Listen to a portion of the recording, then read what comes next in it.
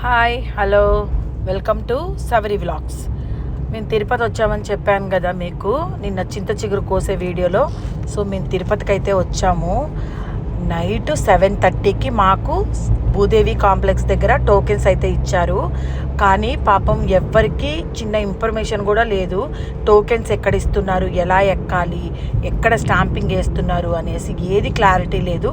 కొంతమంది మాతో పాటు నడిచెక్కే వాళ్ళైతే అలిపిరి దగ్గర ఇస్తున్నారు టోకెన్స్ అని చెప్తే పాపం వాళ్ళు పైకి ఎక్కి మోకాల అదేంటి గాలిగోపురం దాకా వెళ్ళి టోకెన్లు ఇవ్వట్లేదు అంటే కిందకి రిటర్న్ అయ్యి వచ్చారు. పాపం అనిపించింది. కానీ ఏదన్నా ఒక క్లారిటీ ఉంటే బాగుంటుంది. పిల్లలతోటి పెద్దవాళ్ళతోటి తిరుపతికి వచ్చే వాళ్ళకి అసలు ఏ క్లారిటీ లేదు.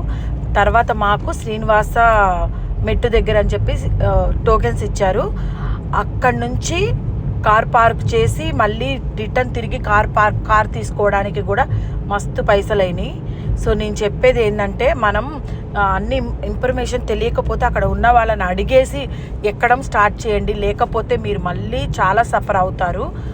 అది మాత్రం చెప్తున్నాను. మేమైతే శ్రీవారి మెట్టు నుంచి స్టార్ట్ అయ్యాము. సో నేను నా లైఫ్లో ఫస్ట్ టైము పైకి ఎక్కటం 2.5 అవర్స్లో నేను మెట్లు ఎక్కేసాను తిరుపతికి. అసలు చాలా ఆశ్చర్యం అనిపించింది. దేవుడే నా పక్కన ఉన్నట్టు అసలు చాలా బాగా ఎక్కాను. అలిపి ఏది మన శ్రీవారి మెట్టు అని అక్కడి నుంచి స్టార్ట్ చేశారనమాట. అటువైపే ఉంది స్టాంపింగ్ వేసేది కూడా. ఆ టోకెన్ అక్కడే చెల్లుతుంది. మళ్ళీ మీరు టోకెన్లు తీసుకొని అలిపిరి ఎక్కారంటే రిస్క్లో పడతారు. అవన్నీ కొంచెం క్లారిటీ తీసుకొని ఎక్కండి అందరూ కలిసి. మేమైతే చాలా బాగా ఇక్కడ ఇప్పుడు మీకు చూపించే దగ్గరే మాకు స్టాంపింగ్ వేశారనమాట. సో స్టాంపింగ్ అయితే వేసుకొని మళ్ళీ నడవడం స్టార్ట్ చేసాము.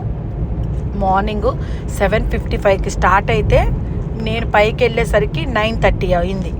అంటే 2.5 అవర్ పట్టింది నాకు. సో మేమైతే మొత్తానికి తిరుపతి కొండ చేరుకున్నామండి. అంతా చాలా బాగా జరిగింది. ఇక దర్శనం ఉంది.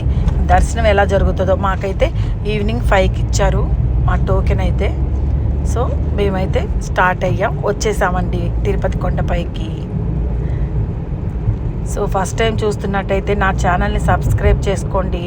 చూసి వెళ్ళేటప్పుడు ఒక లైక్ కొట్టి వెళ్ళండి. Bye bye.